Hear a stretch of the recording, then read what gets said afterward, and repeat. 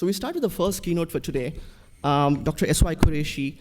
Let me kind of quickly introduce and set the context for the discussion before we call the speakers on the stage. So we begin the conference with a very important question that is facing India and the world today. Even as the world shows diminishing faith in democracy, India continues to stand tall as the largest democratic nation in the world. The Indian elections are the biggest that the world has seen, with roughly 800 million people casting their vote every 5 years. The Election Commission has never failed to deliver on its promises, and it has a mammoth task of fair, free, and timely elections leading to smooth transition of power. Still, the Democracy Index 2016 of The Economist classified India as a flawed democracy, and India was placed 32nd among 165 nations. So the question that the nation faces today is that what's stopping India from becoming the perfect democracy? To answer this question, we have two stalwarts with us today of Indian who have a very active presence in the Indian political life. Dr. S.Y. Quraishi is a former Chief Election Commissioner of India, serving from 2006 to 2012, a term that coincided with Dr. Manmohan Singh's era. Formerly an IAS officer of the 1971 batch, he became the 17th Chief Election Commissioner of the world's largest democracy. He introduced several innovative reforms, like setting up of voter education division, which revolutionized voter participation in the country, achieving the highest turnout in 7 decades of electoral democracy in India. The Indian Express adjusted him as one of the 100 most powerful Indians of 2011 and 2012. And he's also figured in 100 most powerful Indians in India today in 2012. So please, let's all warmly welcome Dr. S.Y. Quraishi with a big round of applause, please.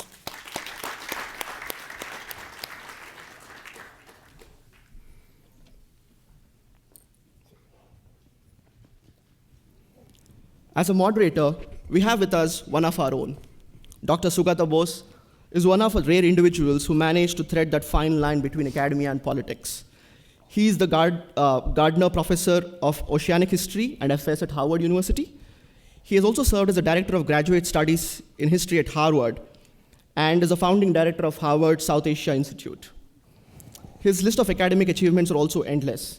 He's published several books of exploring the relationship between colonial and post-colonial political economy of the region. Since 2014, Dr. Bose has also served as a member of the parliament representing Trinamool Congress from West Bengal. Dr. Bose and Dr. Quraishi are, I believe, colleagues and friends, and we look forward to a stimulating discussion. Please, sir.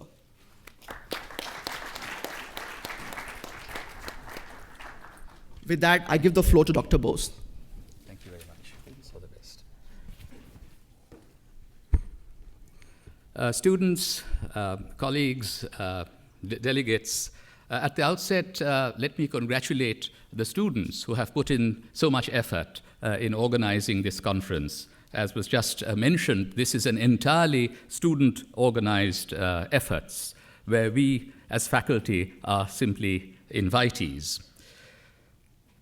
We are going to address a very important question in this opening keynote: why India, as the largest democracy, is not yet the world's greatest democracy. What are the obstacles that stand in our way? On a cold morning like this in New England, one longs for the heat and dust of a general election campaign in the months of April and May. That is what I was recalling as I drove to the Harvard Kennedy School. The function of genuine and substantive democracy, in my view, is to unsettle permanent or entrenched majorities. And democratic processes are meant to ensure that majority support is earned and not handed out on prefabricated platters based on religious, racial, or ethnic enumeration. In my very first speech, the maiden speech as it is called in the Lok Sabha in 2014, which I delivered on the same day as Prime Minister Modi delivered his maiden speech, this is what I had to say towards the end. The composition of the 16th Lok Sabha does not reflect the rich diversity of India as well as it should. That is why it is our special duty and responsibility to give voice to the needs and aspirations of underrepresented minorities. If you truly want to be the harbinger of good times, अच्छे दिन, I would say to this government, do not confuse uniformity with unity, majoritarianism with democracy.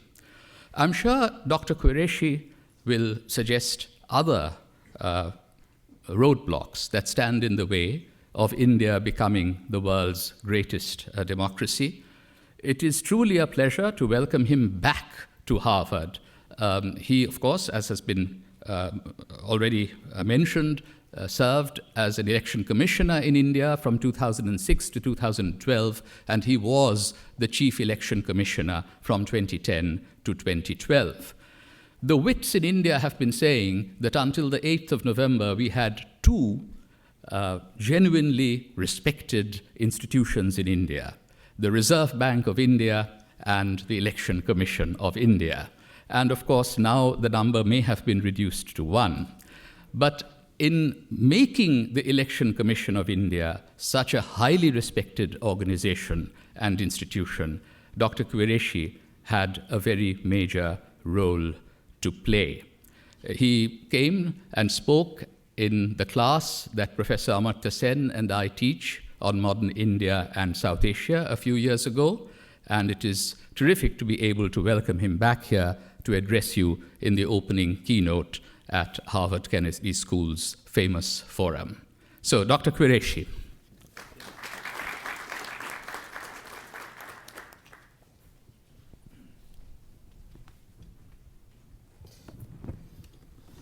Thank you, Professor Bose and friends. I'm indeed honored to be invited here to give this opening keynote. This subject is very close to my heart and it's also close to many Indians' hearts. I wrote a book after my tenure in the Election Commission, which is called An Undocumented Wonder, The Making of the Great Indian Election. And my provocation was that the biggest human management exercise of the world is not documented.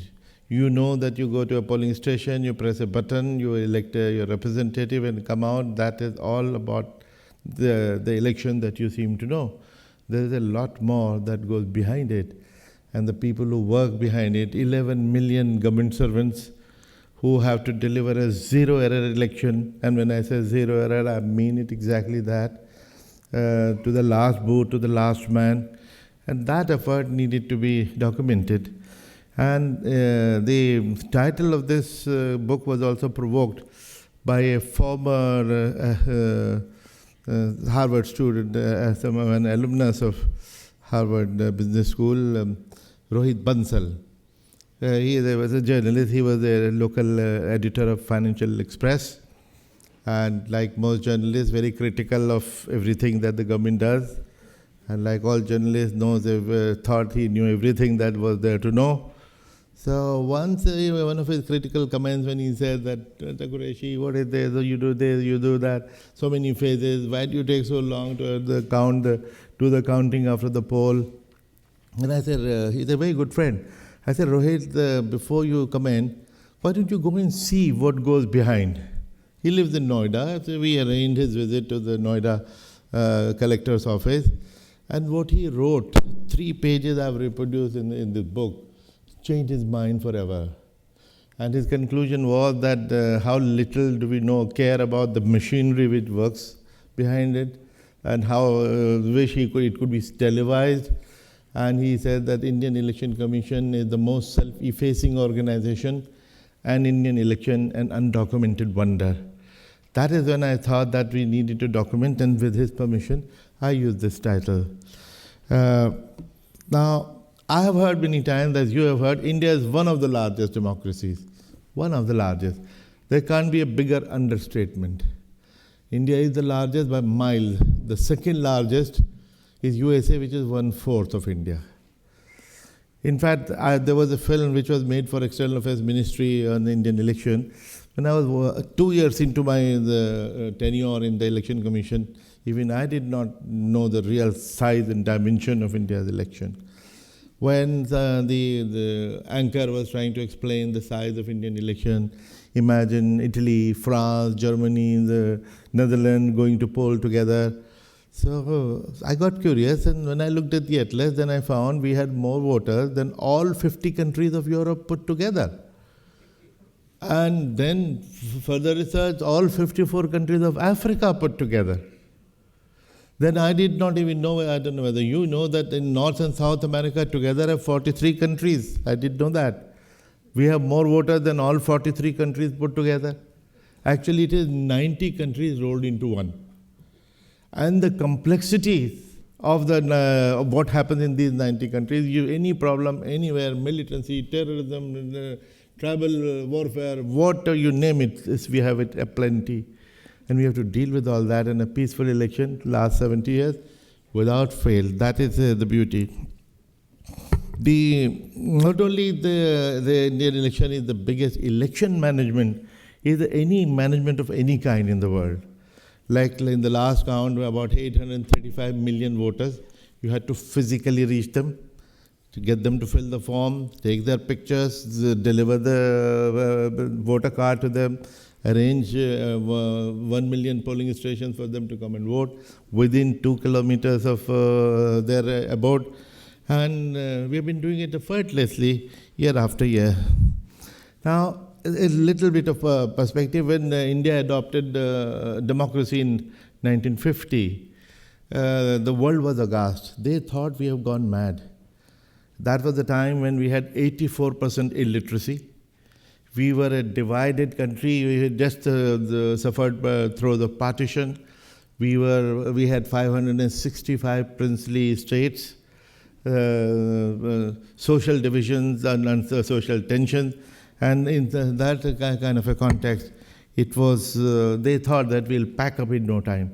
But the very first election by Mr. Sukumar Sen really belied the prophecies of doom, and he was able to conduct that biggest election very beautifully. Now, the last general election was the biggest election in history. Actually, every election in India has been the biggest in history at that point in time. Now, if you look at the figures, 834 million voters, about 2 million electronic voting machines, about 1 million polling stations, and out of which the voters, 554 million voted, which is 66.4, the highest ever. When I took over as CEC, I had been in the commission for 4 years. I knew exactly what was required. So I gave myself 2 challenges. One, voter apathy, particularly urban, so-called educated urban people's apathy, and secondly, the money power. Our first response was to set up a voter education division, and we came up with a huge number of innovative activities. And our flagship program called SWEEP, with the wrong spelling, SVWP, Systematic Voters Education for Electoral Participation, has been wonderful. Every election in the last 10 years has been historic, highest ever turnout. Since we targeted women and children, their turnout has been phenomenal. Women turnout has been very, very dramatic. There used to be a gap of 10 percentage point between men and women. In half of the states, women outnumbered men, despite their adverse numbers. So these are some of the achievements of our voter education program, and how we did it. There's a matter of detail. Second thing which led to the kind of a participation revolution, which was mentioned by my friend in the introduction, was the introduction of National Voters' Day. And it happened very simply. I was addressing a civil society meeting in Bhubaneswar, where somebody from the audience raised his hand and he said, 18 years is an age to celebrate. I said, that's a very good statement. Let us think of a celebration. And we came up, what is the biggest youth empowerment program of the world? We started looking for those who will become 18 on the qualifying date, which is 1st of January, and beforehand in October, November, December. And we decided that 25th of January, which is the birthday of Election Commission, a day before the birthday of India's Republic, we will celebrate as National Voters' Day. I wrote a letter to the Chief Cabinet Secretary that we are going to celebrate National Voters' Day.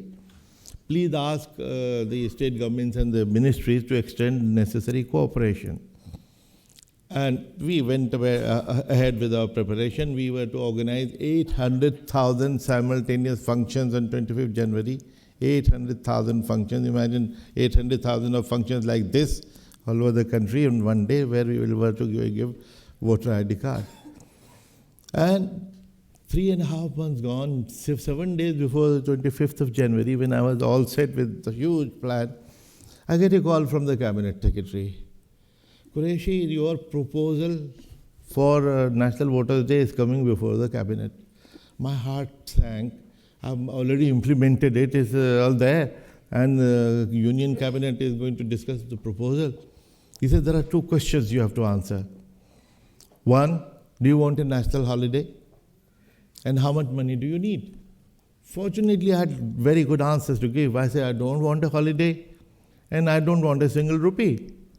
So he says, are you mad?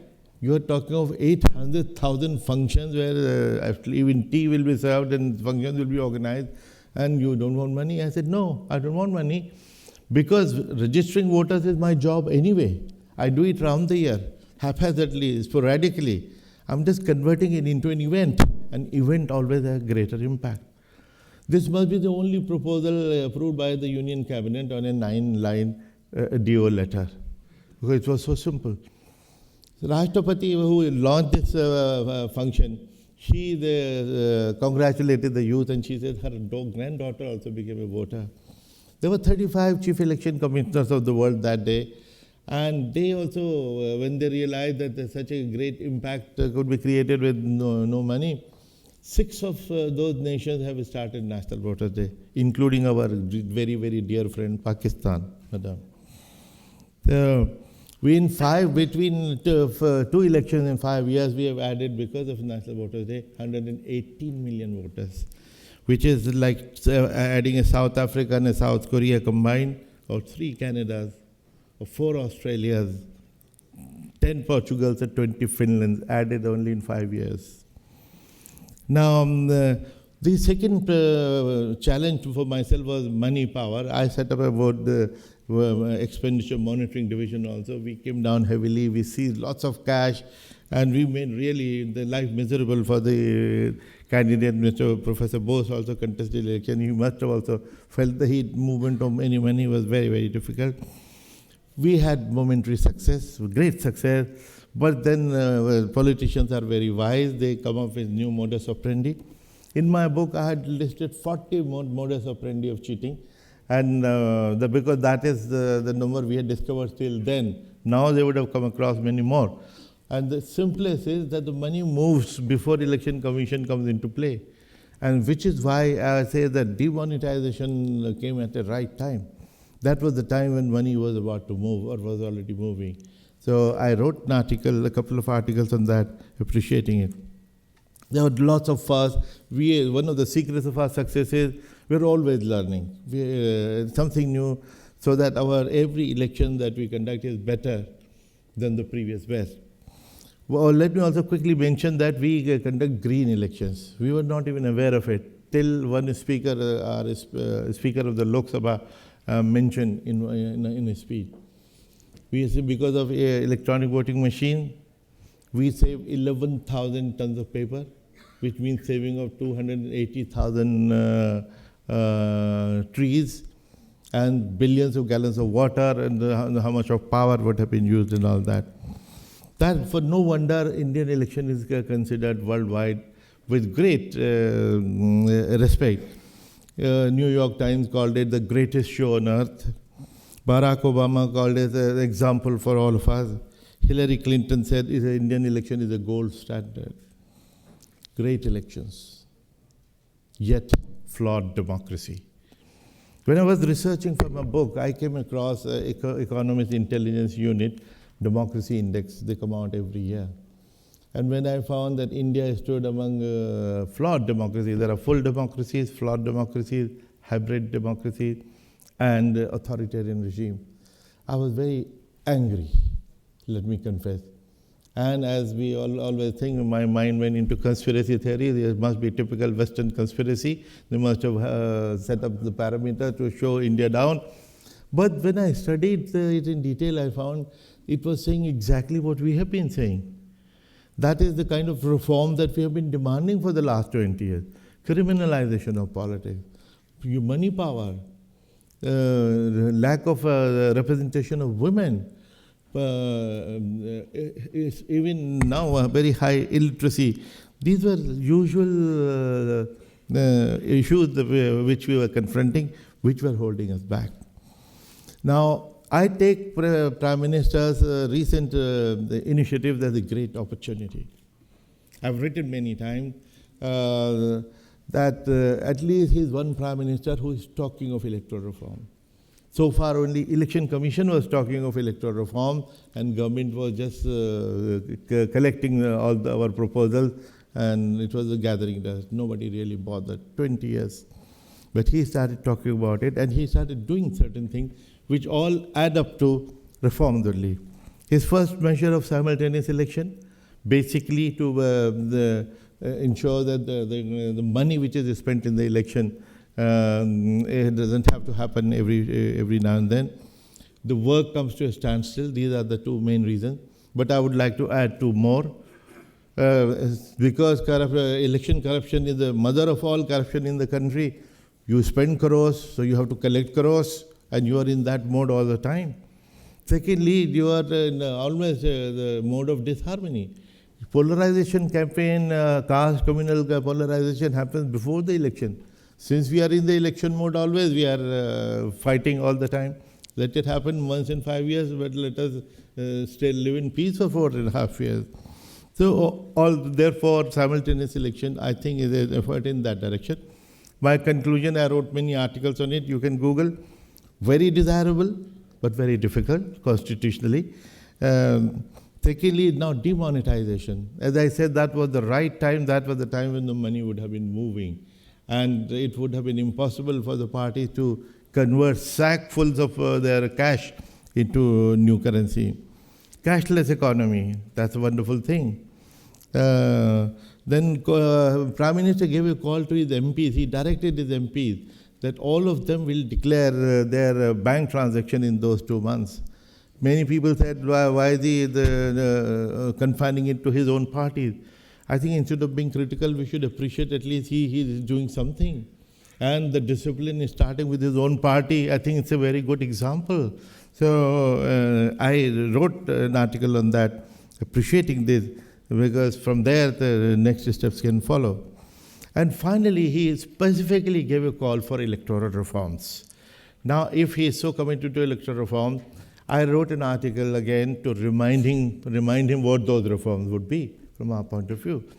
In one word, I would say just let him dig out all the proposals which we have been sending for 20 years and work on them, and that is all he needs to do. Then we have been reforming all the time. They're from how ballot box to ballot paper and EVM and all that. I will not go into that because my friend is showing me notice of the time taken already. Now, what reforms do we need? The 5 set of reforms. I would sum up all the reforms. 1, to cleanse politics, namely to decriminalize politics.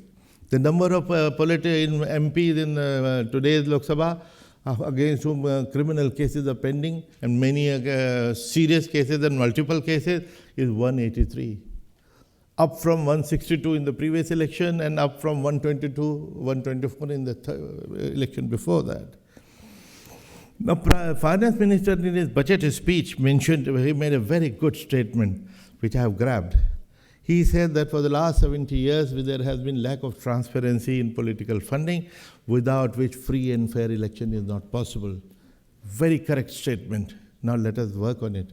Let us think that whether his subsequent actions are leading to that. Then I have been suggesting that although there were many committees which talked of state funding of elections, I oppose that because funding of elections will be impossible to monitor. I would rather that we do state funding of political parties based on their performance. I've calculated for every vote 100 rupees. 55 crores votes were cast last time, so 5,500 crores. You take a check gracefully, no forcible extraction from corporate, because there will be quid pro quo. And all that they have shown from all sources, all parties from all sources in 5 years is 4,000 crores. Here we are offering them 5,500 crores with grace by check. So I think that is what they need to look at. But then there will be complete ban on private fund collection, and there will be audit of political parties by the CAG. They don't like CAG. Then the third set of reforms to enhance the power of the Election Commission. Election Commission of India is the most powerful commission in the world, but our appointment system is the most defective in the world. We are appointed by the government of the day. As a result, sometimes somebody may say, I was appointed by Dr. Manmohan Singh. Sometimes if my order was not suitable, they will say, oh, Congress appointee must be. In the process, let me confess, I must have ended up being extra harsh to Congress, because I had to appear to be fair. That's human nature. If leader of opposition was signatory to my appointment, I would have felt much freer to do that.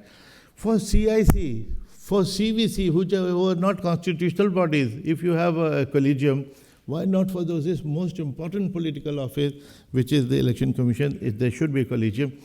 I'm sure in 130 million, 1.3 billion people, there will be 3 individuals on whom leader of opposition and the Prime Minister will agree that they're good guys.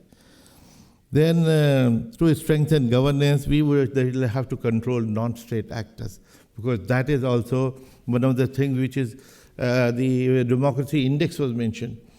In 2015, our rank was 27. I was hoping that by now we will jump to 25 and we will become a full democracy. We have slipped to 32. And the non-state actors who are acting, you read all about them, is not acceptable. We have to take quick action against them. And finally, enhance women's participation.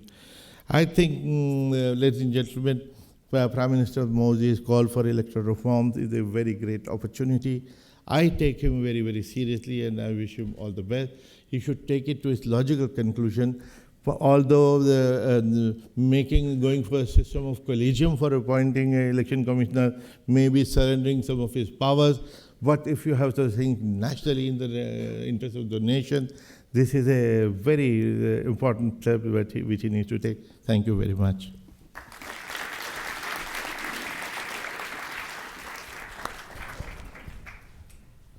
Now, if we sit, I'm not getting a view of the audience on the right. Can everyone see our main speaker, Dr. Quraishi? In that case, I'll just get up to get a view of everyone. Thank you very much, Dr. Quraishi, for that wide-ranging lecture. It's very clear from what you have said that Indian general elections are not only the most monumental management events in the world, but they are, by and large, very successfully managed. You have identified a number of obstacles towards India becoming the greatest democracy. You mentioned criminality and politics. In fact, I have to sit in the Lok Sabha where several of my colleagues have fairly serious criminal charges against them. But how do you propose to resolve that problem? There are 2 issues here. One is that our judicial system is so slow that it is very hard to get convictions. And if you don't have convictions and sentences of at least 4 years in prison, it is impossible at this stage to disqualify members of the legislatures and parliament. And the second issue is that sometimes, so it is claimed, some of the charges are selective and politically motivated to disqualify a political opponent. So how do you propose getting around these problems on the question of criminalization of politics? The second point that you've mentioned, of course, is money power. And I know that the Election Commission has been doing a great deal to make sure that big money doesn't influence outcomes. This is an issue which will be of interest to our friends in the United States, because ever since the Citizens United Supreme Court decision, huge amounts of money from the corporate sector have been pouring in and in many ways influencing electoral outcomes in the United States of America. How does one go about limiting or monitoring the degree of corporate big business influence on our electoral process? I think there is a proposal now to have election bonds. Contributors can just buy election bonds, but anonymously, so the government says. What is your view on that? I know that you support state funding of political parties, but in terms of the specific proposals that have come recently, we'd like to hear your views. And finally, of course, you mentioned the gender imbalance in our state assemblies and in Parliament. Now, the Women's Reservation Bill has been hanging fire for more than 20 years, since 1996. And I just wanted to take for a moment a little piece of paper from here, if I may, and suggest that why not do this? I mean, I have a bill number 244 of 2016, just amending one section of the Representation of the People Act, adding a 32A to section 32, basically requiring all registered and recognized political parties to have at least 40% female candidates and at least 40% male candidates on their nomination lists. And if you look at elections the world over, it is only when you have a high proportion of women on nomination lists of major parties that you've had a dramatic increase in women's representation in elected bodies. And this would get around the two flaws in the Women's Reservation Bill. It would obviate the need to rotate constituencies that reservations of seats would require, and that usually cuts the bond between the represented and the representative. And the second advantage of this is that it will avoid the unhealthy prospect of women contesting against women within the secluded walls of reserved seats. Now, my bill is quite unoriginal. My mother, who was a member of the Lok Sabha, brought a similar bill in the year 2000, once she saw that the 1996 bill wasn't getting anywhere. And at that stage, the Chief Election Commissioner, Mr. M.S. Gill, had supported her proposal. I'd like to ask what your view would be on this kind of an amendment to the RP Act to increase women's representation in state assemblies. So these are the three issues that you had highlighted, and these are a few specific questions. If you would be brief in your response, I would then want to bring in the audience into the discussion. Yeah, sure. I'll have to come here because I can't see this section. 3-4 questions about criminals, how to keep the criminals out. On conviction, they will be out anyway. We are talking of those against whom cases are pending under trial. You are right that the political parties say that sometimes false cases are lodged against each one of them, against each other. Very true. But we have offered 3 safeguards. One, the case should have been registered at least 6 months before the election. Secondly, take into account only heinous offenses like rape, dacoity, murder, and kidnapping. Forget about the small minor offenses. And third, and most important, a court of law should have framed the charges. Now, that is independent. And on top of that, I have a counter question which till today nobody has been able to answer. I've asked the judges, I've asked the juries, I've asked MPs. And that is, in today's jail in India, we have 4 lakh prisoners, 400,000 prisoners, of which 70% are under trial. That means not yet convicted. That means innocent. But we have taken away 4 of their fundamental rights. Right to liberty, freedom of movement, freedom of occupation, right to dignity. Now, you can take away 4 fundamental rights of innocents who are under trial. So, right to contest is not even a fundamental right. It's a statutory right, and if it is suspended for some time, heavens will not fall. So, we have to find, and in any case, for a law for larger common good, when the individual freedom can be compromised, is also law of the land. So, there's about fast tracking. So there was a significant move there. Supreme Court in 2013 gave an order that all cases of the relevant sections against leaders should be decided by every High Court, Session Court within 1 year. And if they do not, they should report to the Chief Justice of that High Court the reasons. Government followed that up immediately by issuing instructions to the state governments to make it possible. We haven't heard anything further whether it has started showing results, but that was an alternative route which was taken, and we need to follow up.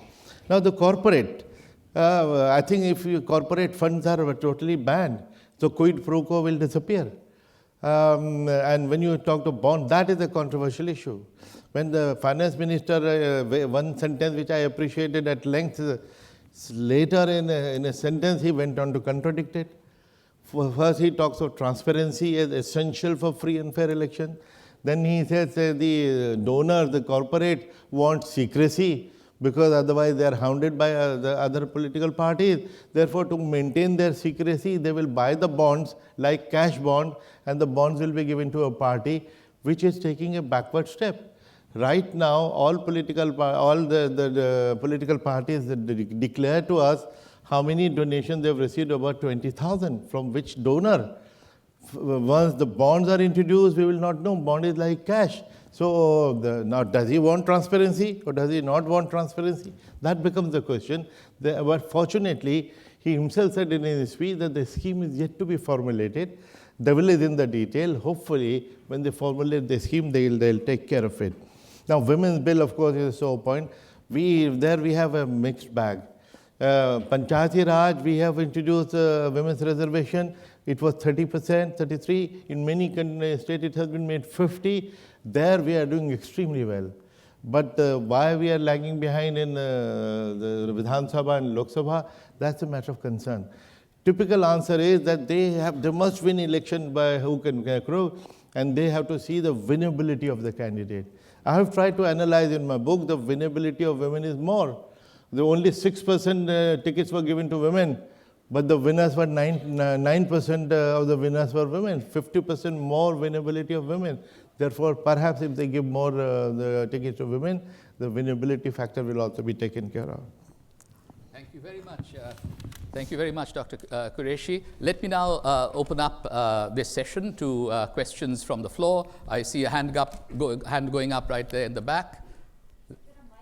Oh, there are mics. So you do have to queue up, I believe. And then when the time runs out, you have to blame the timekeeper and not the moderator when we need to stop. Yeah. There are two microphones on either side of this. Yes. So one argument has been that the disclosure of election outcomes at polling station level, on the one hand, reduces the possibility of aggregation fraud, but on the other hand, allows what is called polling booth management, i.e. Allows candidates to intimidate and threaten voters by saying, I can find out how your village voted. So what is your view on at what level election results should be made available to the public and to candidates? Thank you. Thank you, and be concise with your questions. Secrecy of a voter is absolutely ensured. Although there is a technique available by using an interface, we can find out the sequence of a voter, but we can reopen the machine only on the order of the court. It has happened only once when some dead voters were supposed to have voted, and High Court asked whether we can find out. With their permission, we have connected an interface and we were able to remove those votes. But otherwise, secrecy is absolutely ensured. There's no fear. But one problem which has arisen, earlier we used to mix ballot papers from different boxes so that the voting trend from a village is not known, because then the village is punished for the next 5 years. We have developed what we call totalizer, which is a mixing machine, electronically a mixing machine. I don't know why the government is sitting on it. It was referred to a parliamentary committee and they've rejected it. And then they will regret, because one day we'll go to the Supreme Court, we'll get the reform from them. Most of the reforms are coming from the Supreme Court because the Parliament and Executive refuses to act. So why don't you do these things gracefully and graciously, rather than then you blame the judiciary for being activist? Best reforms have come from the judiciary. I have to be fair in balancing left and right, so the question from this side now. Thank you so much. It's fantastic to listen to Dr. Quraishi on your speech here. So quickly about the women's issue, thank you, Professor Bose, for bringing that up. I was wondering, in the Election Commission itself, how many members of the whole commission are women? And also, when we start thinking about even like the conferences that we are putting together or issues on voters itself, even the Harvard India Conference, how many speakers, how much focus is there on bringing women in order that we can indeed bring it as a grassroots movement? Thank you. Come again, how many? Has there ever been a woman election commissioner? I'm very sorry to accept that there has not been a woman commissioner, although for the record we had one, but she was there only for 13 days. She was law secretary who was officiating. I do not accept her having represented the women's section. I think this is one weakness we should address, and sooner the better. In 3 months, we'll have an opportunity. And also, I was just saying, in general, with the pipeline of people in the women, in the election commission, are there enough people there that can become election commissioner in the future? There must be women who are well qualified who could become election commissioner. Of course, because most of the election commissioners have been IAS officers, and about 10% of the women are IAS officers anyway. And many of them are chief electoral officers in the state, and they're doing extremely well. So any one of them will be as good a CEC as Mr. Session was. Thank you very much. Thank you. Next question on this side. For the great talk. I was just curious because in democracy, public opinion puts pressure on the politicians and they go for it. So you're talking about electoral reforms. So I was curious what election commission is doing to put public opinion so that the political parties who are in power accept those reforms. Like especially in the social media age when things go viral like this. Public, what is that? Of course, we are always responding to public opinion. We are in touch with the public all the time. And when we conduct elections, we call all political parties one by one to know their wish list, their list of apprehension. And all the reforms which have come have been based on public perception. And then we interact very closely with the civil society, like Association for Democratic Reform. They are articulating the concerns of the public. We fully support them, and sometimes jointly we go before the Supreme Court with the PIL. Next question. Hello. Thanks for your time. I would like to know what is your view on simultaneous elections that President of India and Honorable Prime Minister are advocating for. The question is about the proposal to have simultaneous elections to the Lok Sabha and the state assemblies. Simultaneous election, if you Google, I wrote 3-4 articles, and as I said in my speech also, in one line my reply is very desirable but very impossible. I can elaborate if there was time, if the lady was, if you just take her out, then I'll give the full reply. Since we started a little late, can I take a final question? Yeah, because we'll... Hello. Oh, there are mics up there. Oh. So let me go upstairs now. Yes. Yeah. Thank you, Dr. Quraishi, for that wonderful speech. I had a quick question on your thoughts on primaries in India. To me, I always felt like it was a flawed democracy because the candidates are chosen either by buying their seats or by power or by something else. In this country, there's primaries where people choose the candidates for each party.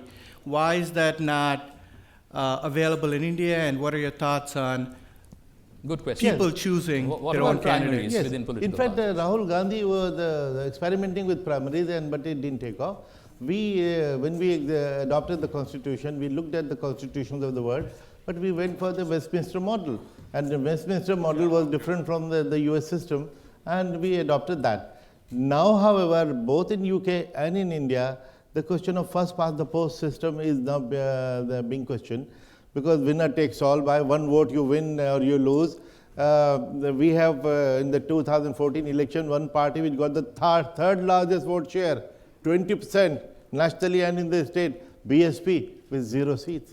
Now surely there is something defective in the system. That means people's will is not reflected. Even in the US, the Electoral College has actually subsumed the popular opinion. That's why we need reform. I believe in US also in 1960 this reform was mooted. It did not take off then. Yeah. But now I think the talk has increased, as in UK, as in India, or maybe in US. Thank you. The party which won 20% did not win a single seat, and the party which got 31% won an absolute majority. Yes, this has to be the final question, I'm afraid. I'm really very sorry. But let's have the question. Yeah, Dr. Quraishi. So one of the proposed electoral reforms was having every state's election along with the national elections or the Lok Sabha election. With the plurality in the Indian coalition politics, do you think that's sustainable to just have one set of elections every 5 years instead of, all these elections every year? That question that was already asked. So perhaps, yes. Right now. And the question is, sir, you have been monitoring all the political parties for so long. According to you right now in this current scenario, which party is more transparent, has less criminals, and is more looking toward a change in the current scenario right now, sir? Tough question, but let me know, sir. You're putting him in the spot. Just to get some gender balance, I'll let you have the final question. Thank you. I can answer that because there is total level playing field. All of them have a quota of such people. So Dr. Quraishi, there is a study from UN Women and Center for Social Research which says 60% of women fear participating in politics, including like the interviewees included like election commission officials, the police, and people who participated in like elections. The women fear the violence against them, because of which the participation is less. So during your electoral reforms, did you do something to address this? Yes. In fact, one of the reasons why I said the women's turnout has gone up dramatically. In the UP election, for instance, the women's turnout between two elections increased by 45%.